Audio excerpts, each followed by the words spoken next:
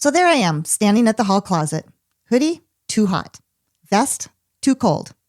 Light jacket, maybe, but what if there's wind? Should I bring a backup in the car? Do I look ridiculous carrying 2 jackets to meet someone I barely know? I don't want to say overthinker the minute I walk in the door. I'm rechecking the forecast as if it's changed in the last 30 seconds. And as I'm overanalyzing every option, I suddenly realize,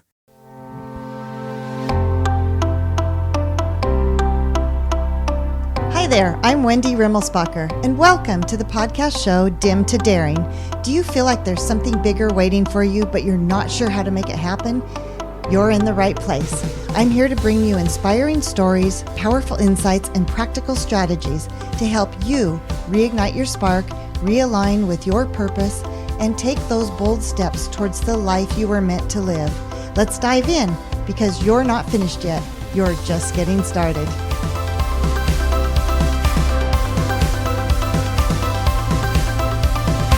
You know those mornings when you're running right on time until the last minutes before heading out the door, when you realize you forgot one more thing you need? That was me the other morning. I was heading out to meet a new connection for coffee and maybe a walk afterwards, weather permitting. And suddenly I realized I had no idea what would actually keep me warm. You see, the season had shifted, and this morning it was in the 40s, sunny but breezy, too chilly for just a sweater, and too warm for a full puffer. And suddenly, I was having a wardrobe crisis that felt like a full-blown weather emergency. So here's the ironic part. I was meeting a newly retired PE teacher.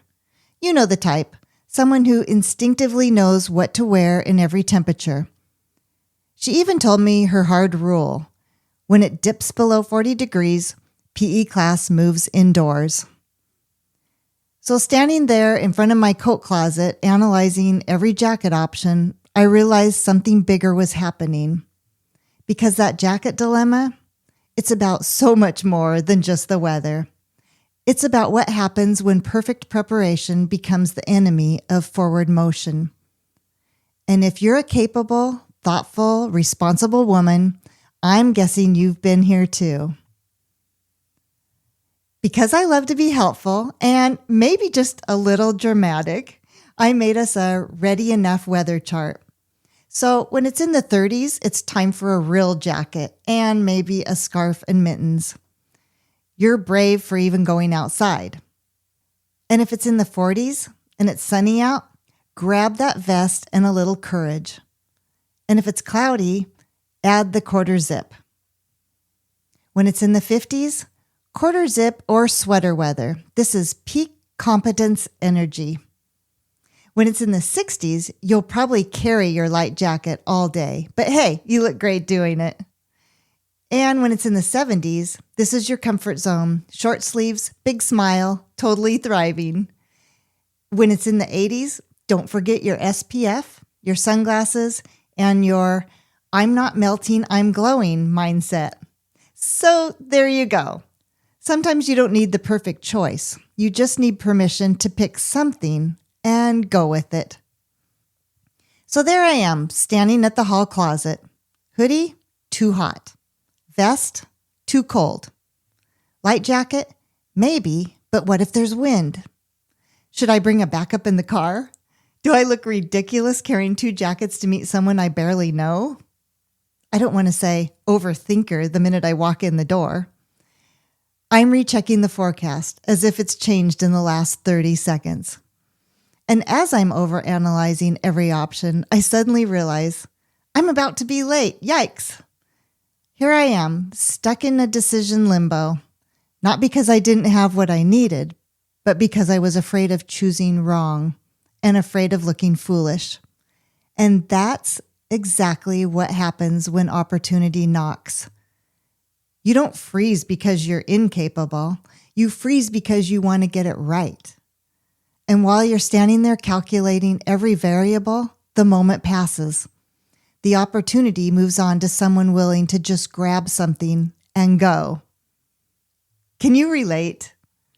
Waiting until you feel perfectly ready, until you've checked every box, gathered every piece of information, and wrapped yourself in layers of just in case. Maybe a friend invited you to join a book club, a hiking group, or a painting class, and you said, "Let me think about it." What you really meant was, will I fit in? Will I be good enough? Will I feel awkward? Or maybe you were offered a stretch opportunity at work, something exciting. And instead of saying yes, you thought, I need more experience. I need another course. More confidence first.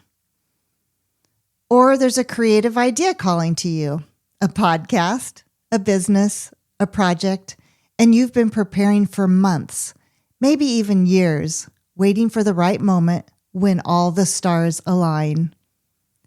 Here's what I want you to hear. You'll never feel 100% ready. Not for the job, not for the move, not for the shift you know you're ready to make.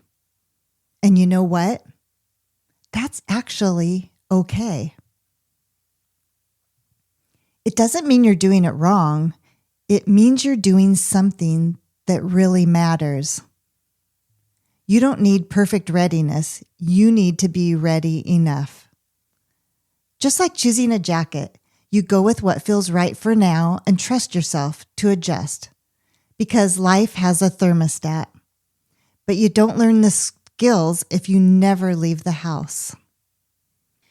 While you're standing there getting ready, someone else who's just ready enough is already out there. They're learning, they're connecting, and they're growing. They're making mistakes and figuring it out as they go. They applied even though they didn't meet every requirement. They launched before everything was perfect. And they said yes before they felt like an expert. That's gutsy. And that's exactly what I need you to be too. The reality is this. They learn more in 3 months of doing than most people learn in 3 years of preparing. And I saw this throughout my career. The people who got those opportunities weren't more capable. They didn't know everything. They were just willing. They were okay with being a work in progress. That's when I realized perfect preparation often looks responsible. But more often than not, it's just fear wearing sensible shoes. So ask yourself, what are you really waiting for? Is it more information, more skills, more confidence? Or is it a guarantee that you won't fail, struggle, or look foolish? Well, that guarantee doesn't exist.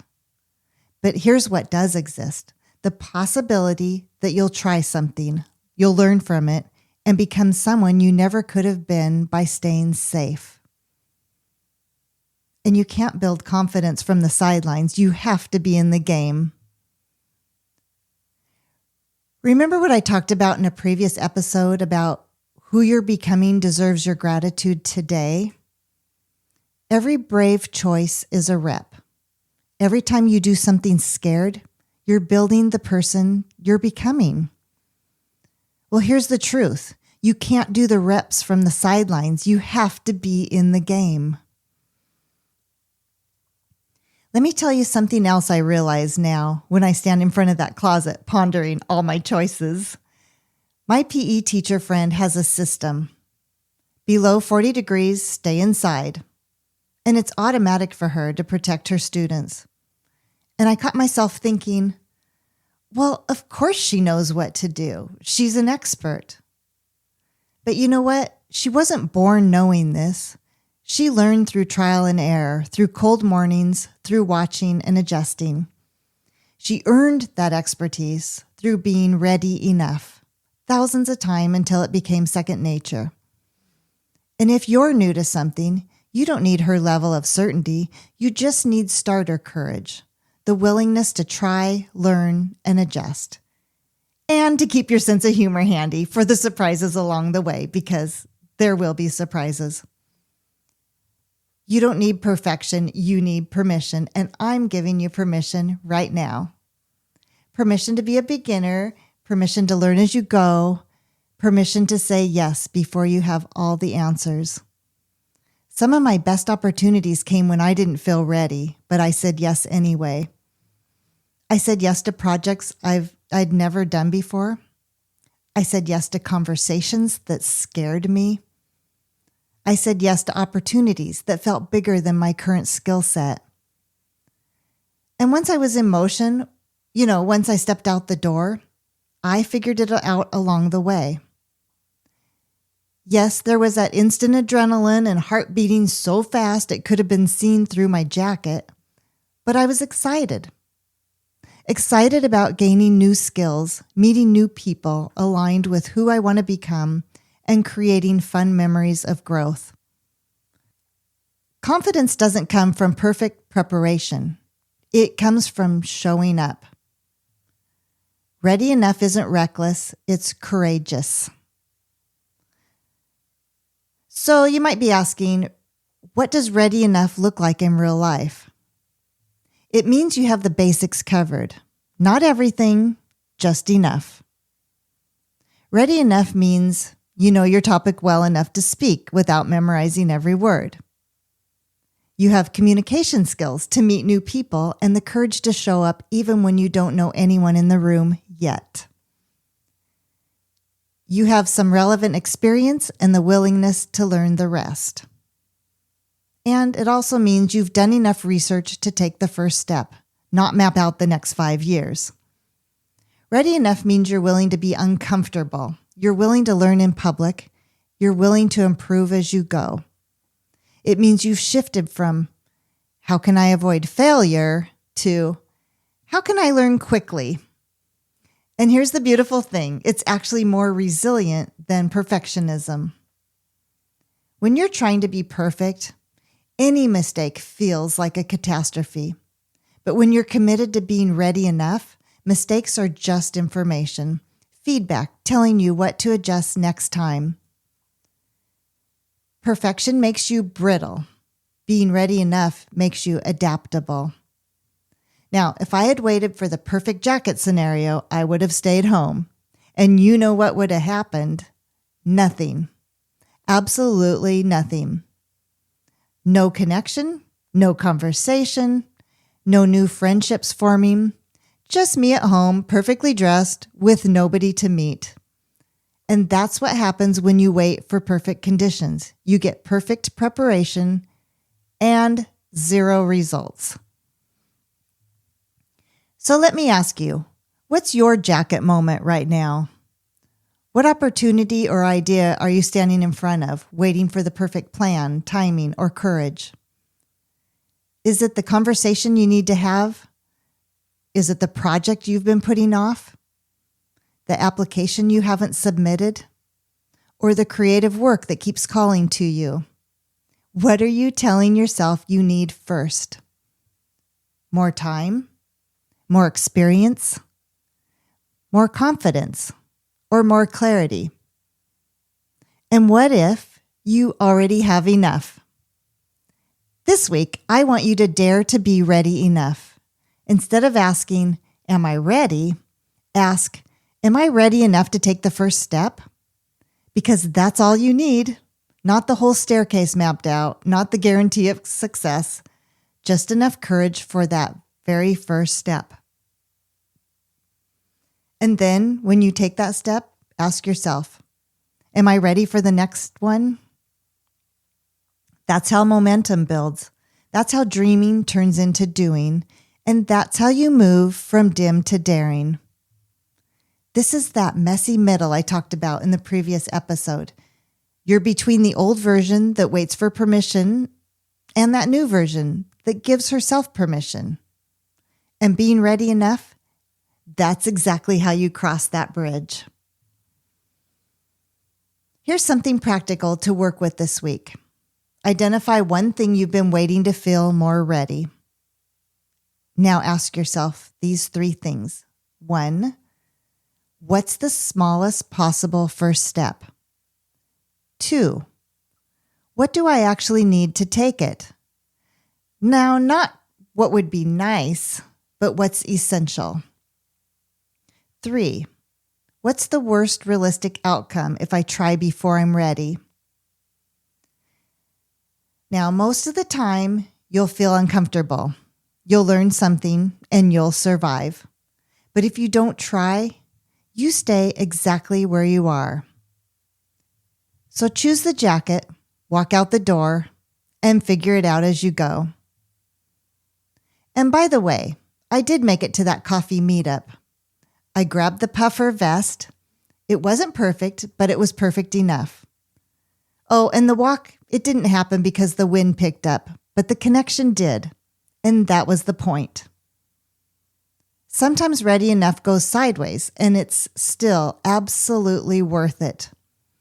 Recently, I met 2 friends for a 3:00 birthday celebration plus a walk. At 2 p.m., the sun was shining. I totally forgot that rain was even on the radar. So when we met up, a light drizzle had started. So we grabbed umbrellas. Ready enough, right? Okay, that slight drizzle turned into a full-on rainstorm, a violent rainstorm. We made it down the hill, crossed the highway, just in time for an 18-wheeler to spray us from umbrella to toe. We screamed, we laughed, and we even captured it on video. And you know what? We changed our mind. We turned right back to the birthday girl's house for treats, decaf, and a really fun time. We were gone for maybe, 10 minutes max. Our shoes and socks were soaked. Our pants were drenched. Sometimes you grab the puffer vest and everything works out smoothly. And sometimes you grab the umbrella and still get soaked by a semi-truck. Either way, you show up, you say yes, and you build the connection.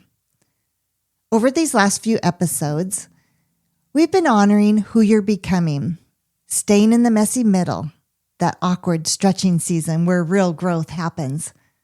You don't need confidence to take the first step. You don't need clarity to begin. Say yes as the woman you are right now, learning, becoming.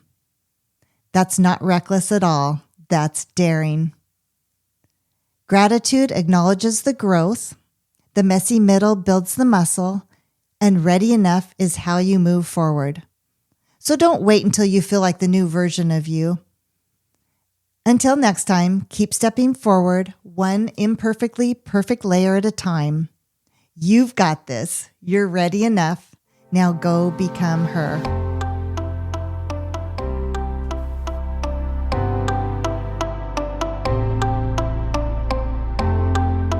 Thank you so much for joining me today on Dim to Daring. If this episode resonated with you, I'd love it if you subscribed, shared it with a friend, or left a review. It helps more women just like you discover the show. Remember, you're not finished yet. You're just getting started. Until next time, keep daring to grow and shine.